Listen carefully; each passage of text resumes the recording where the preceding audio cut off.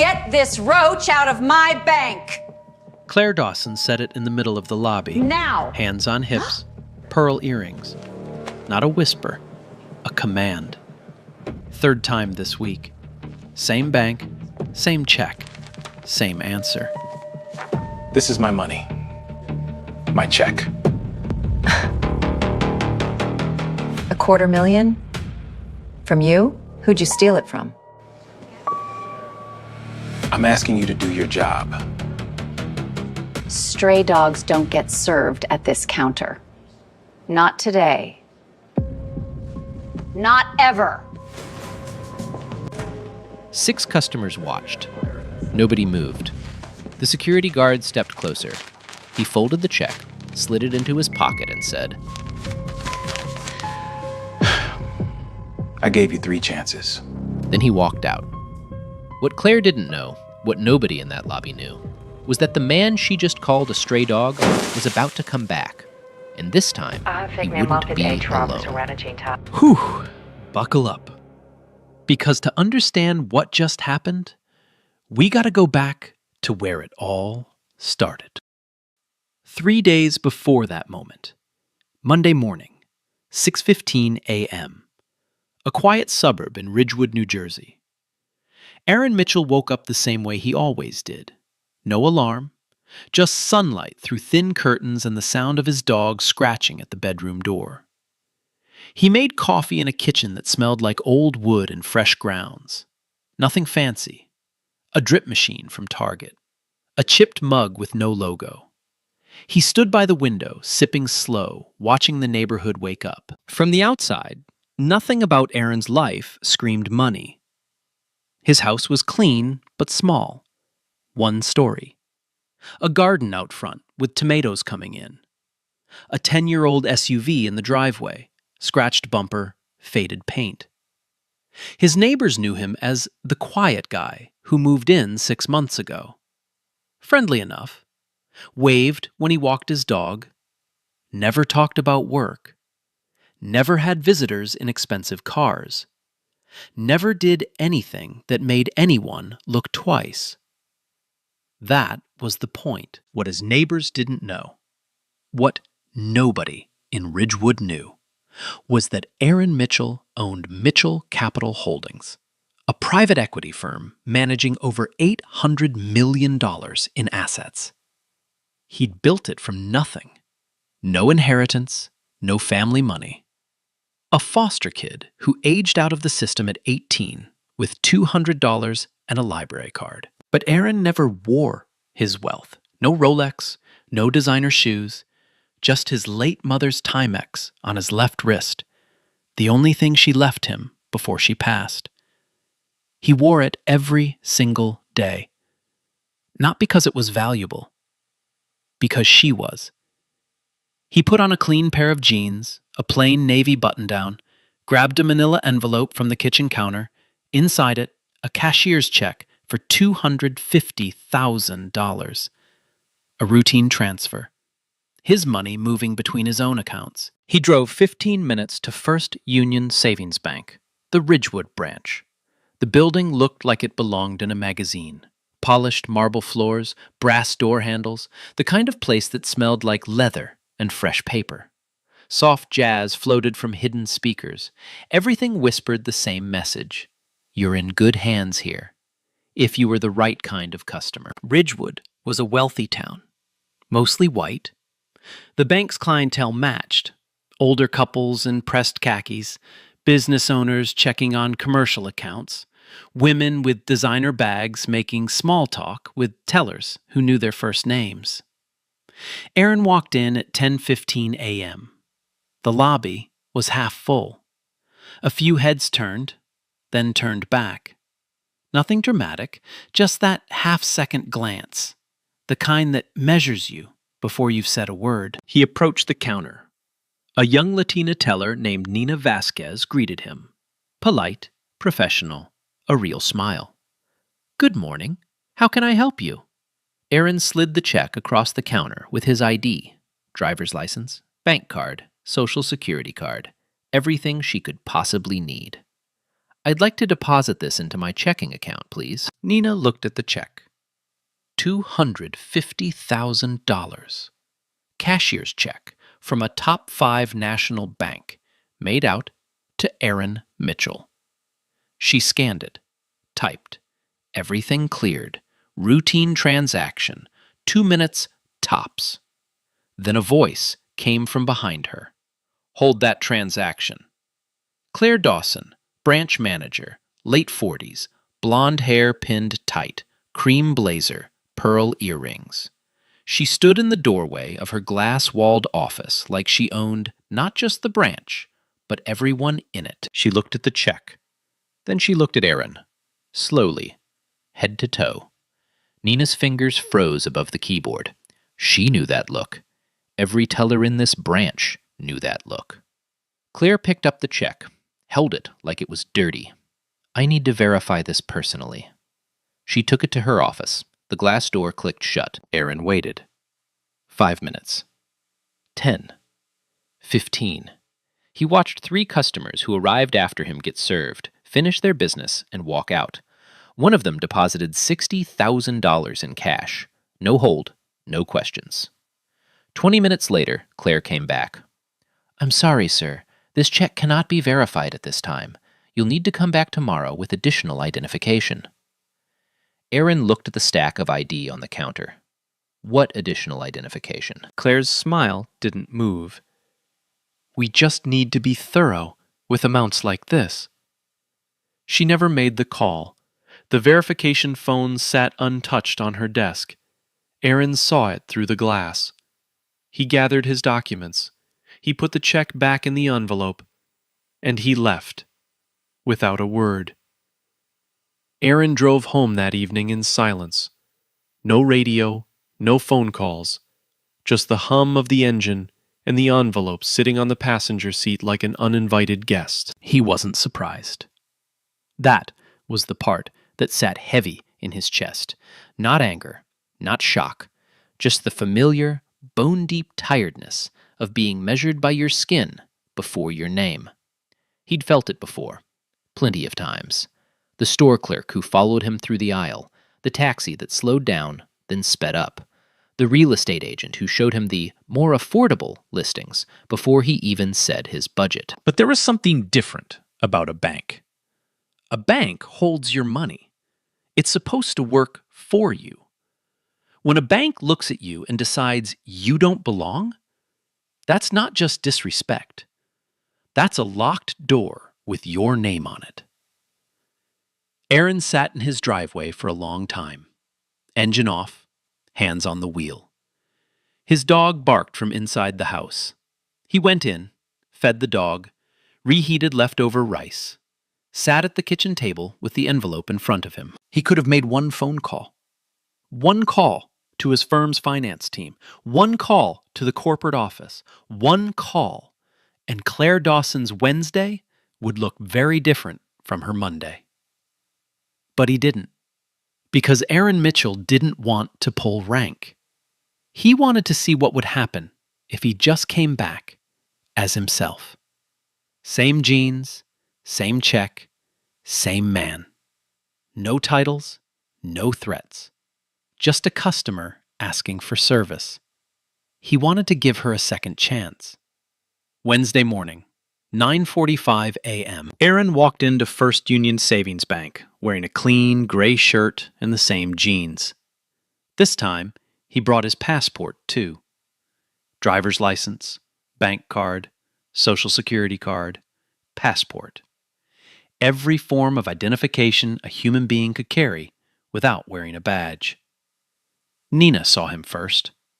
Her eyes went soft, not with pity, but recognition.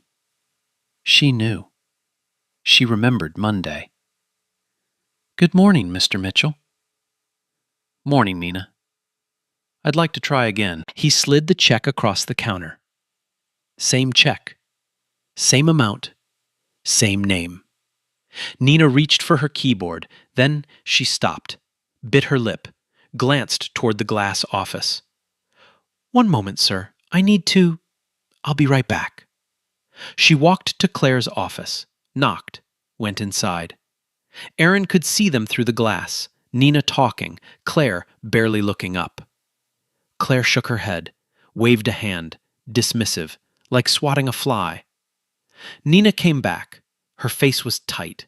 She wouldn't look him in the eye. Mr. Mitchell, the branch manager has flagged your check for extended review.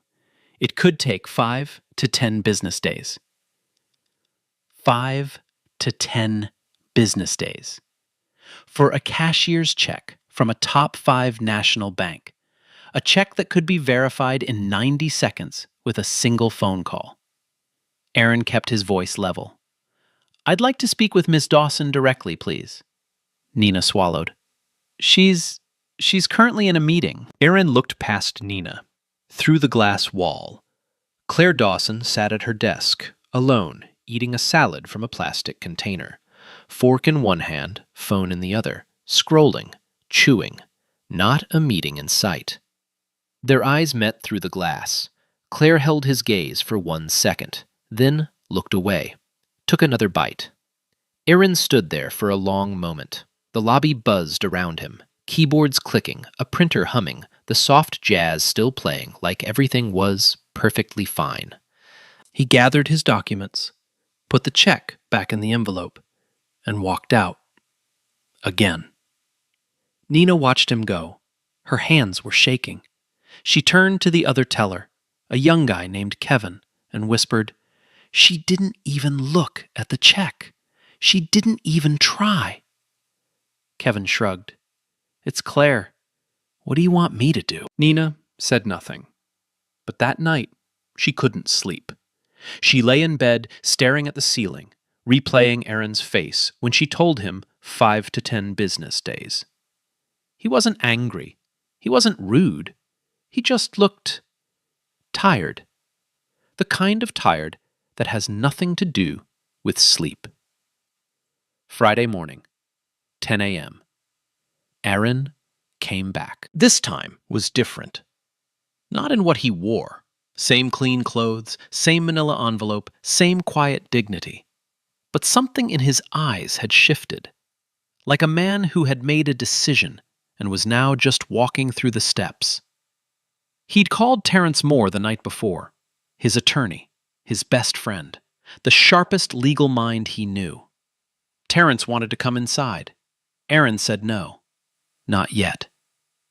Wait in the car. Give me 15 minutes. 15 minutes for what? One last chance. Terrence leaned back in the passenger seat. Brother, she doesn't deserve a last chance. This isn't about what she deserves. It's about who I am. Aaron walked in alone. The lobby was quiet. A Tuesday morning energy. A few older customers at the counter, a man filling out a deposit slip, the jazz still humming. Claire was already at the front today, standing near the teller stations, clipboard in hand, playing supervisor. She saw Aaron before he reached the counter. Her jaw tightened. She stepped forward, didn't wait for him to speak. Sir, I've already explained that your check is under review. Coming in here every other day isn't going to change that. Her voice was loud, deliberately loud. The man with the deposit slip looked up. An elderly couple near the door turned their heads. Aaron set the envelope on the counter. I'd like to deposit my check.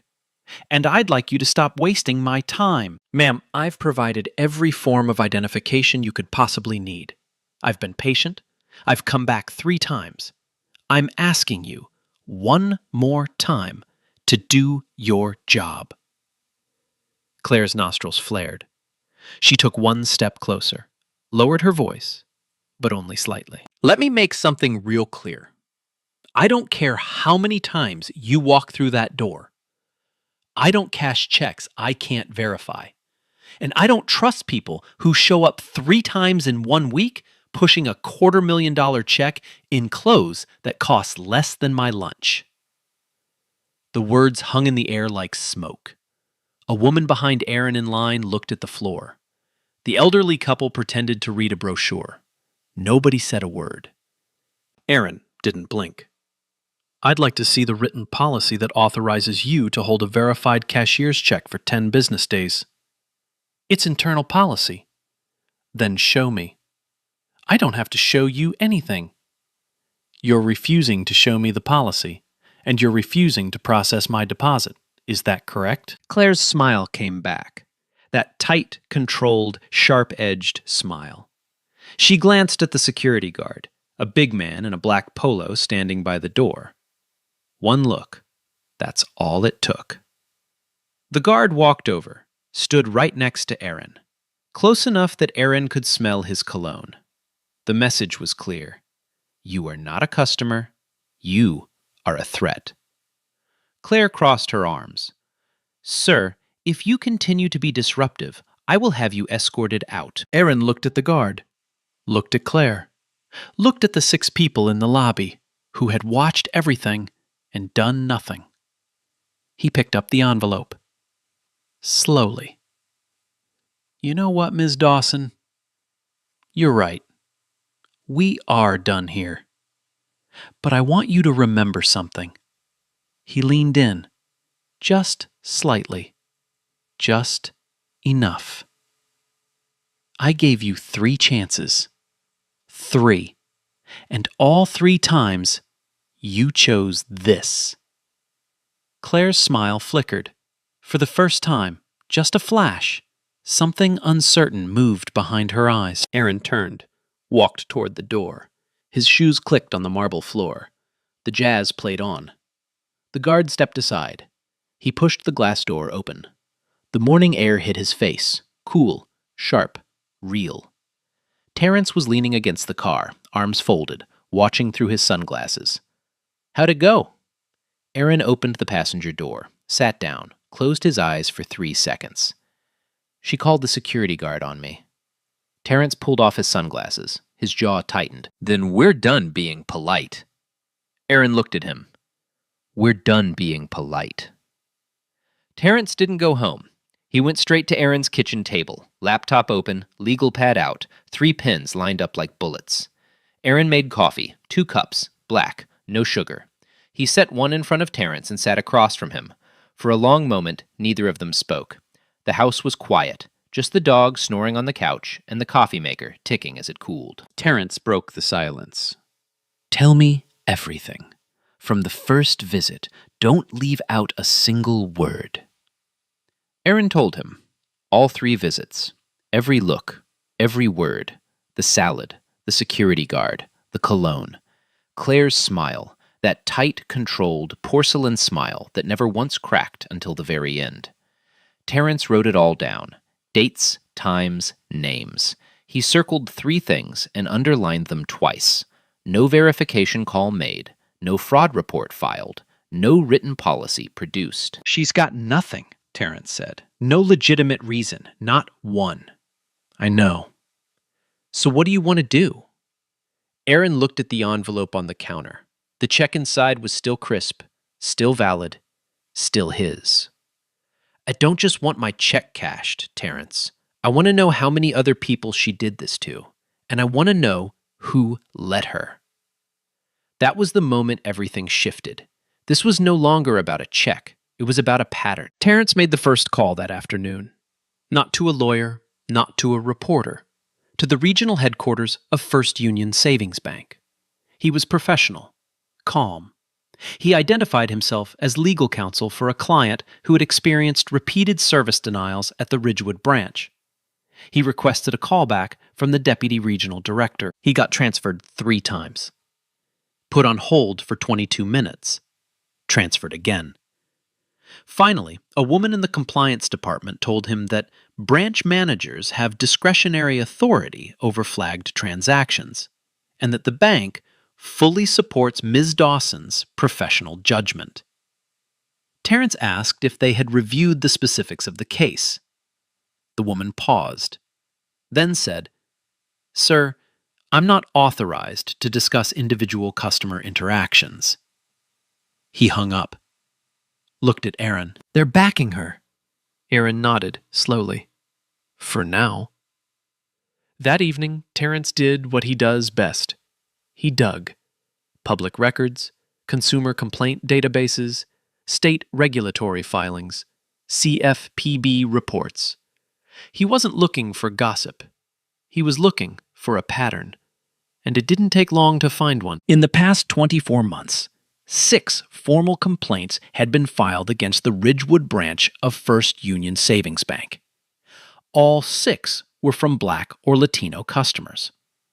All 6 described the same thing: delayed transactions, denied services, holds placed without explanation, extended verifications that never ended. One complaint stood out.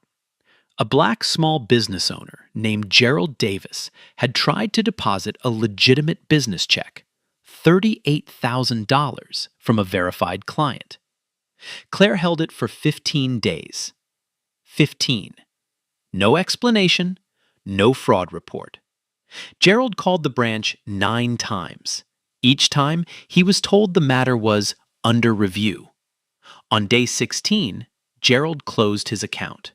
He wrote in his complaint, "I felt like a criminal for trying to deposit my own money." His complaint was marked resolved internally. No follow-up, no investigation, no consequence.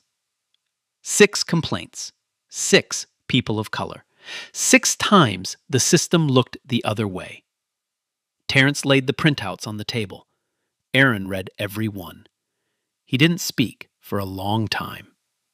When he finally looked up, his voice was steady but heavy. She's been doing this for years. And they let her. Every single time. Terrence leaned forward. So now you know. The question is, what do you want to do with it? Aaron looked at the stack of complaints. 6 strangers, 6 stories, 6 people who walked into a bank with their own money and walked out feeling like they had done something wrong. He thought about Gerald Davis, a man who ran a business, paid taxes, employed people, and couldn't deposit a check at his own bank. Everything, Aaron said. I want to do everything. While Aaron and Terrence built their case from the kitchen table, something else was happening inside First Union Savings Bank. Nina Vasquez couldn't stop thinking about Friday morning. She sat in her car after her shift, engine running, staring at the dashboard. The image kept replaying.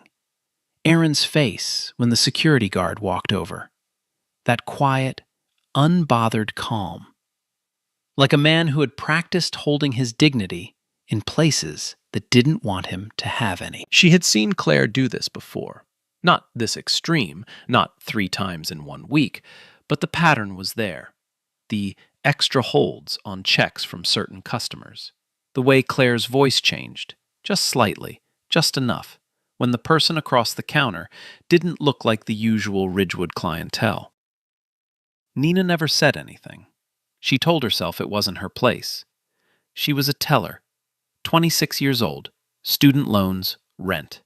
A mother who depended on her. But Friday was different. Friday, Claire called a man a stray dog in front of everyone, and nobody did a thing. That night, Nina opened her phone. She had recorded part of Friday's encounter, not the whole thing, just 90 seconds. She'd held her phone below the counter, tilted the camera up. The footage was shaky, but you could hear everything. Claire's voice. Stray dogs don't get served at this counter. The silence afterward. The jazz still playing. The guard's footsteps. Nina watched it 3 times. Then she called her friend, a woman named Patricia, who worked for a regional news outlet. I need to talk to you, not as a friend, as a journalist. What happened? Nina paused. Something that can't keep happening.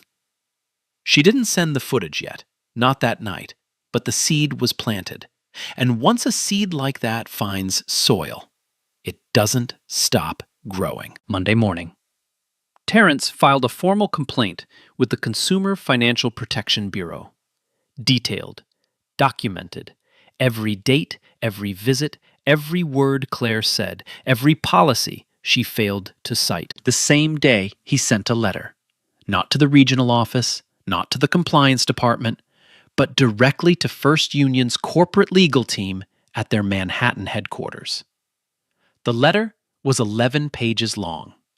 It outlined Aaron's 3 visits, Claire's conduct, the absence of any fraud documentation, and the pattern of 6 prior complaints from customers of color at the same branch. The final paragraph read, "My client is prepared to pursue all available remedies, regulatory, civil, and public, if this matter is not addressed immediately and transparently." Terrence also made one more call to Henderson and Cole, one of the most respected civil rights law firms on the East Coast. He spoke with a senior partner named Diana Henderson for 45 minutes. When he hung up, he had a co-counsel agreement and a case strategy. They were going after Claire. They were going after Philip Caldwell, the deputy regional director who told compliance to back her. And they were going after First Union itself. This wasn't a complaint anymore. It was a case. While Aaron's legal team loaded their weapons, Claire Dawson had no idea what was coming. In fact, she felt good. That Monday, she sat in the break room with 2 colleagues, eating a turkey wrap, laughing about her weekend. Between bites, she mentioned, casually, proudly, that she had caught a suspicious transaction last week. Some guy kept coming in with a massive check. No way it was legit. You could just tell. Her colleague nodded. Good instincts. Right? That's what I said. 20 years in banking. You learn to read people. She said, read people, like it was a skill, like it was something to be proud of.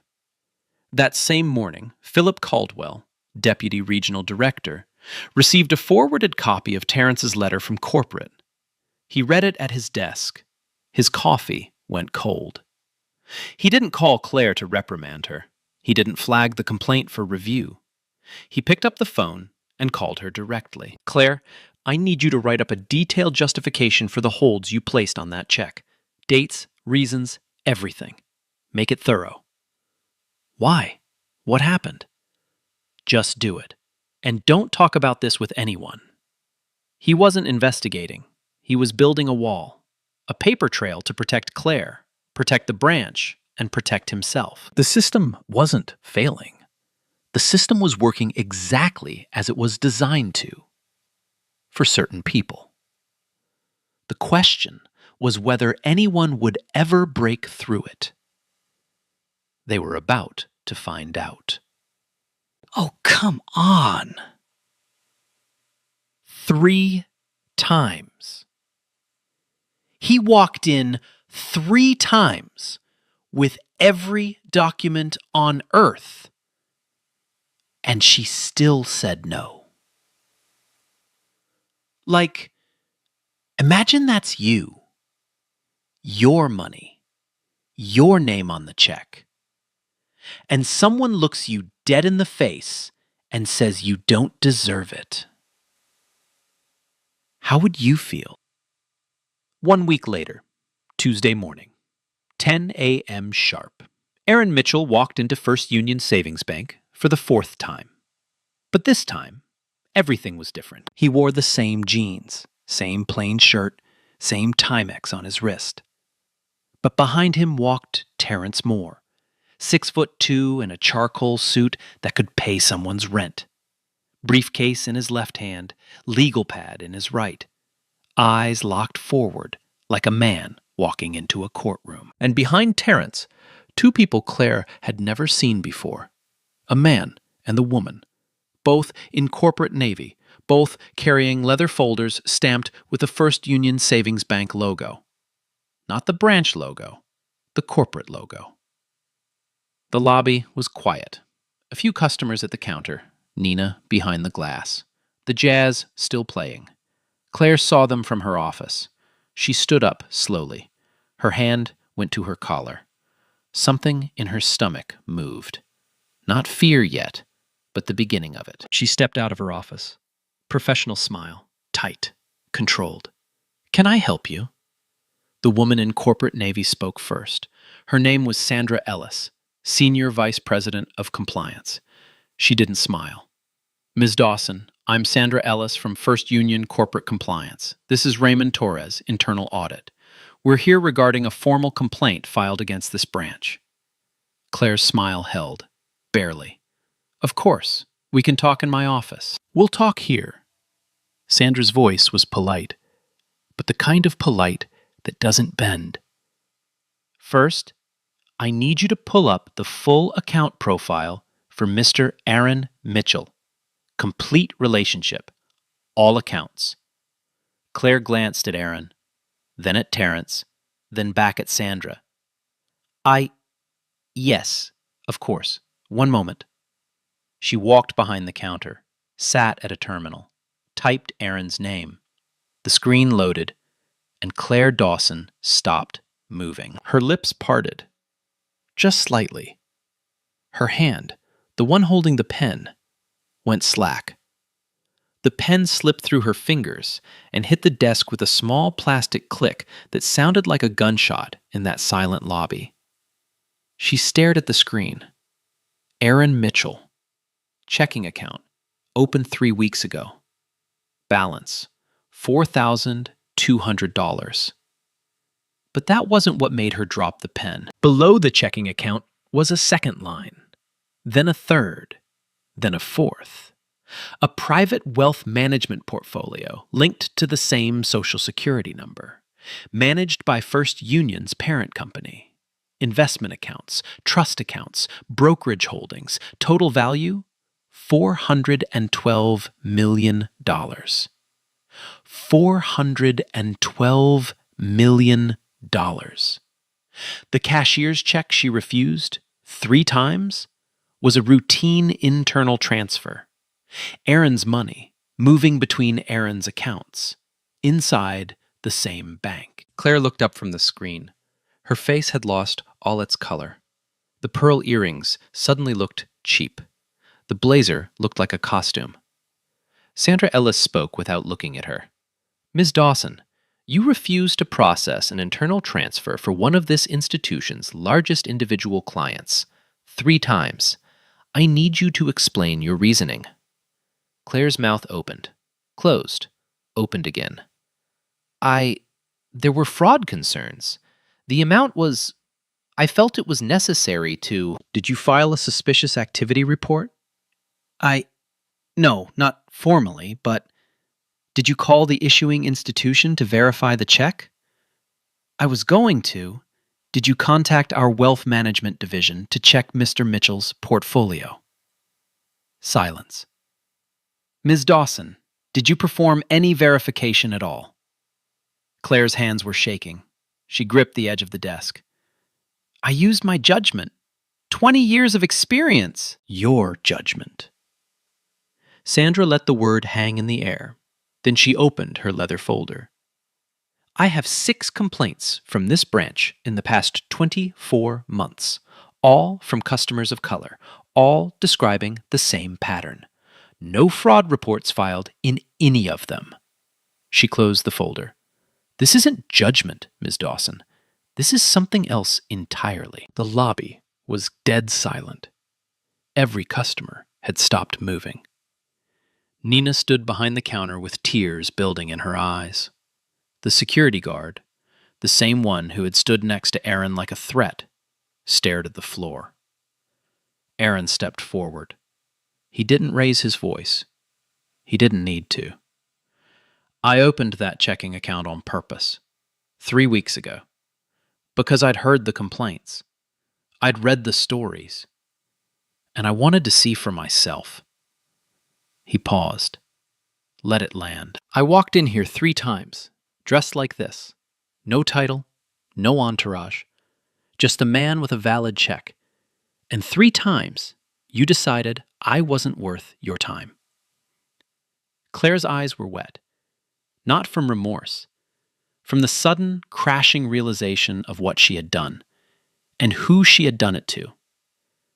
I'm withdrawing every dollar from this institution. Today, all $412 million. My attorneys will handle the rest. The words hit the room like a wave. Sandra Ellis and Raymond Torres exchanged a glance.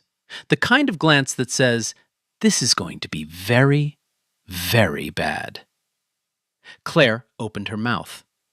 Nothing came out. Aaron turned toward the door. Terrence followed. At the threshold, Aaron stopped. He didn't look back. "You called me a stray dog, Ms. Dawson, in front of everyone in this lobby. I want you to remember that, because that stray dog just cost you everything." The glass door swung shut behind him. The jazz kept playing. The brass fixtures still gleamed, but something in that lobby had cracked open, and it was never going back together. Claire didn't move for a full minute after Aaron left. She sat at the terminal, staring at the screen, her dropped pen still on the desk. The number glowed back at her. $412 million. $412 million. The man she called a roach. The man she called a stray dog. Sandra Ellis broke the silence.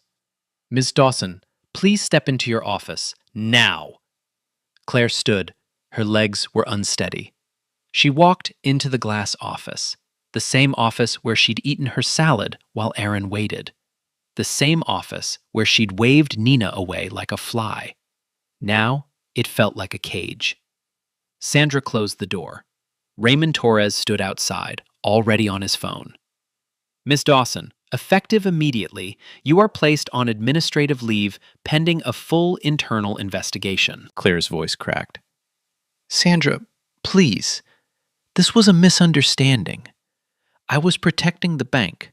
I was doing my job." "Your job was to serve the customer. You refused 3 times with no documentation, no verification, no fraud report, nothing." "I can fix this. Let me call him. Let me process the check right now. I'll do it myself." "It's too late for that." Sandra held out her hand. "Your access badge, please." Claire stared at the open palm. Her fingers went to the badge clipped on her blazer. The badge she'd worn every day for 6 years. The badge that made her the most powerful person in that lobby. She unclipped it, placed it in Sandra's hand. It made no sound, but it felt like the loudest thing in the room. "You'll need to collect your personal belongings. Security will escort you out." 20 minutes later, Claire Dawson walked through the lobby carrying a cardboard box. Inside it, a framed photo from a company picnic, a coffee mug that said, "World's Best Boss," a desk calendar, a lint roller. 6 years of authority packed into one box. Nina watched from behind the counter. The other tellers watched. The customers watched. The security guard, that same guard, the one Claire had used like a weapon, held the front door open for her. He didn't look at her. Not once. Claire stepped outside. The morning air hit her face. The parking lot was bright and ordinary. Birds on the power line. A woman loading groceries into her trunk. Nobody noticed. Nobody cared. The world kept moving without her in it. Back inside, Raymond Torres was already on the phone with corporate.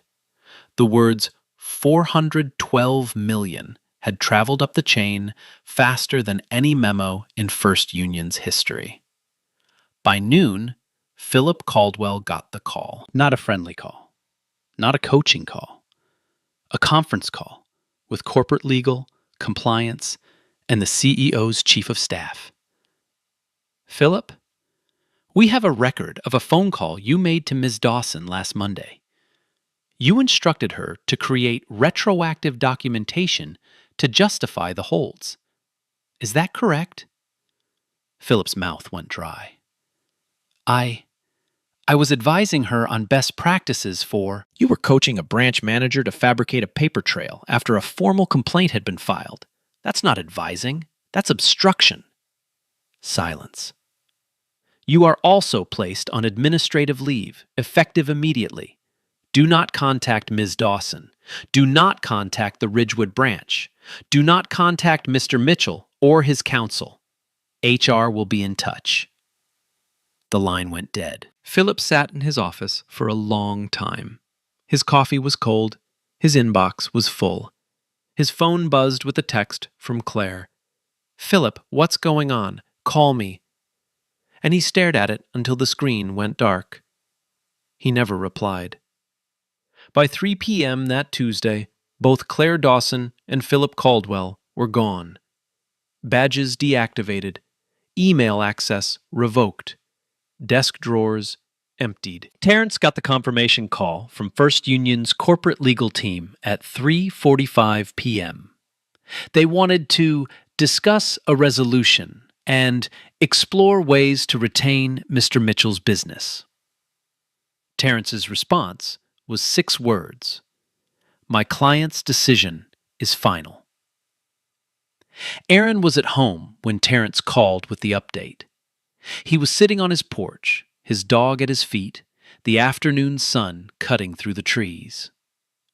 Claire's out, Philip's out, corporate is scrambling. Aaron was quiet for a moment. He scratched the dog behind the ears. Good. But we're not done. Not even close. Nina Vasquez made the call on Wednesday night. She sat in her car outside her apartment, engine off, phone in her hand, Patricia's number already dialed. She just hadn't pressed the green button yet. She thought about her rent, her mother, her student loans. She thought about what happens to people who speak up, how the world loves whistleblowers in movies and punishes them in real life. Then she thought about Aaron Mitchell standing at that counter, the guard next to him, Claire's voice cutting through the lobby like a blade. Stray dogs don't get served at this counter. She pressed the button. Patricia, I have footage, and I'm ready to talk. Patricia Reeves was a reporter for the Bergen County Herald, a small regional outlet with a website that got decent traffic but wasn't exactly national news. She listened to Nina for 40 minutes, asked careful questions, took notes. Thursday morning, Nina sent the video. Patricia watched it 6 times. Then she called her editor. The story ran Friday afternoon. Headline: Bank manager refused black man's check 3 times. He was their biggest client. By Saturday morning, it had been picked up by 3 national outlets. By Saturday night, 12. The Bergen County Herald's website crashed twice from the traffic. Nina's footage hit social media like gasoline on a fire. The clip was 90 seconds long, shaky, shot from below the counter. But the audio was crystal clear. Claire's voice. Get this roach out of my bank. The silence of the lobby. The security guard's footsteps. Aaron's calm reply. Then Claire again. Stray dogs don't get served at this counter. 30 million views in 4 days. That number kept climbing. The comment section became a battlefield. Thousands of people sharing their own stories, being followed in stores, denied service, questioned at their own banks. The phrase, stray dogs don't get served, became a hashtag. It trended for 3 days straight. Then, the other voices started coming forward. Gerald Davis saw the story on the evening news. He was sitting in his living room, eating dinner alone, when Claire Dawson's face appeared on screen. He set his fork down. His hands were shaking. He called the number at the bottom of the screen, a tip line the Herald had set up. He told Patricia everything: the $38,000 deposit, the 15-day hold, the 9 unanswered phone calls, the day he closed his account and walked out feeling like he'd committed a crime for trying to access his own money. After Gerald, 2 more came forward, then 3 more. A black school teacher who was asked to prove her paycheck was real. A Latino contractor whose business account was frozen for 11 days with no explanation. A retired black veteran who was told his pension deposit didn't match his profile. All from the Ridgewood branch. All during Claire Dawson's tenure. All marked resolved internally. The pattern wasn't just clear. It was systematic. The Consumer Financial Protection Bureau opened a formal investigation into First Union Savings Bank the following Monday. Not just the Ridgewood branch, company-wide. The Department of Justice Civil Rights Division launched a parallel inquiry the same week. federal investigators subpoenaed 2 years of internal communications from the Ridgewood branch.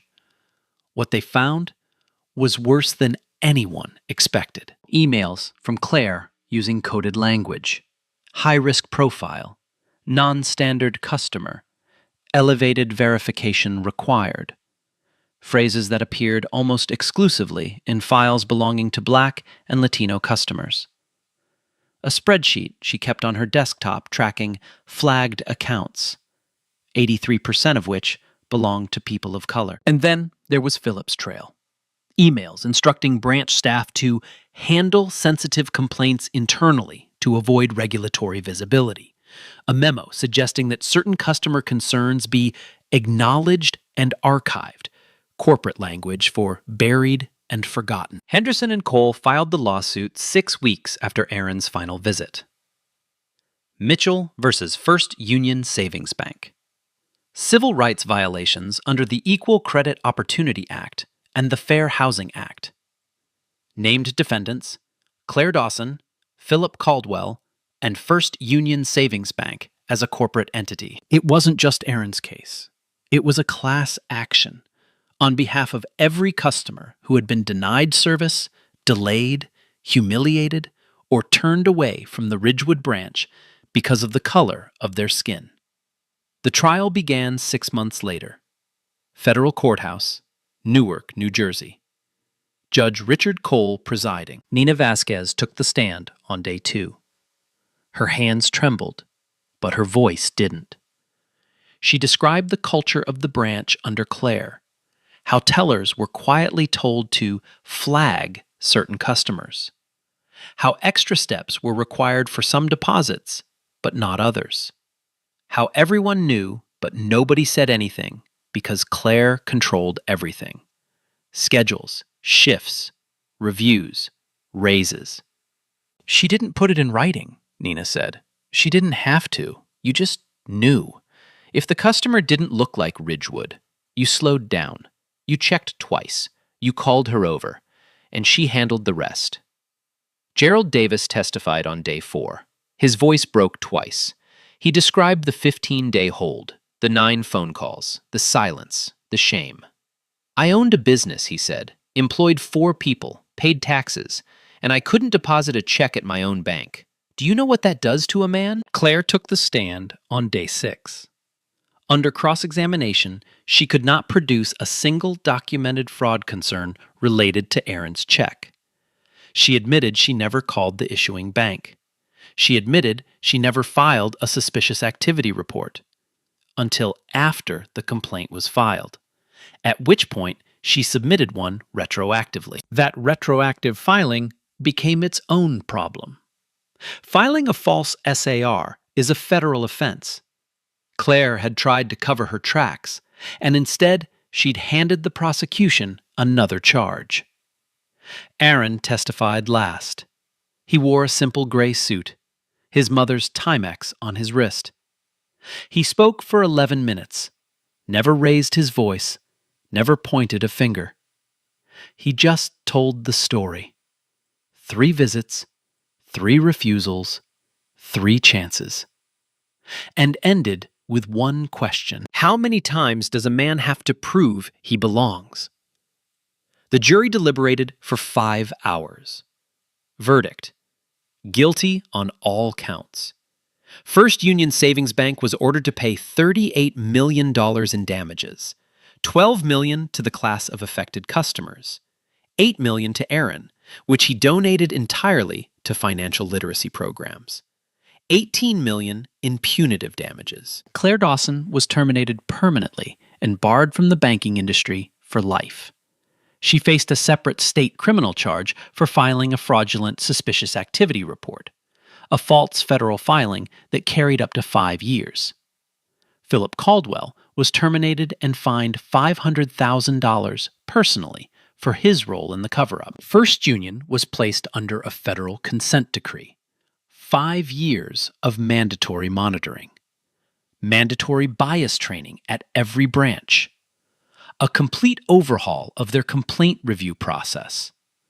An independent ombudsman to review flagged transactions. Within 3 months of the verdict, 3 former employees at other First Union branches came forward with similar stories. Different branches, different managers, same pattern. The consent decree expanded. The investigation widened. What started with one man and one check at one branch became the largest banking discrimination case in New Jersey history. So where are they now? Aaron Mitchell never went back to First Union Savings Bank. Not once. He transferred every dollar, all $412 million, to Liberty National, a black-owned bank based in Newark. It was the largest single deposit in that bank's history. The branch manager cried when she saw the wire confirmation. 3 months after the trial, Aaron launched the Mitchell Foundation, a nonprofit. No flashy galas, no celebrity board members, just a simple mission: microloans and financial education for underserved communities. People who got turned away. People who got told no. People who were made to feel like their money wasn't real. In the first year alone, the foundation funded over 200 small business loans.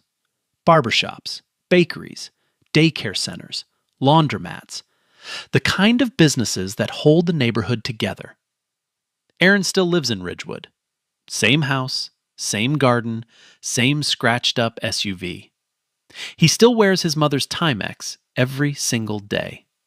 He still makes coffee in that chipped mug with no logo. His neighbors finally found out who he was after the trial made national news. The woman next door brought him a pie. The man across the street shook his hand for the first time in 6 months. Aaron just smiled. Same smile he had in that lobby. Nina Vasquez quit First Union the week after the verdict. She didn't look back. Aaron hired her as the Mitchell Foundation's community outreach director. Her first project? A free financial literacy workshop at a community center in Newark. 43 people showed up. She stayed 2 hours late answering questions. She never regretted pressing record. Not for 1 second. Gerald Davis received $1.8 million from the class action settlement. He reopened his business, a printing shop in East Orange that had been closed for 14 months. He hired back 3 of his 4 original employees. The 4th had moved to Georgia, but called to say congratulations. Gerald named his new shop 3rd Time's the Charm. He put a little sign in the window. Everyone gets served here. Claire Dawson disappeared from public life. She never gave a statement, never did an interview, never posted online. Last anyone heard, she was working a retail job in Pennsylvania. A former colleague said she changed her hair, lost weight, didn't talk much. Her banking career was over. Permanently. The federal bar meant no bank, no credit union, no financial institution in the United States would ever hire her again. Philip Caldwell paid his $500,000 fine. He sold his house in Summit to cover it.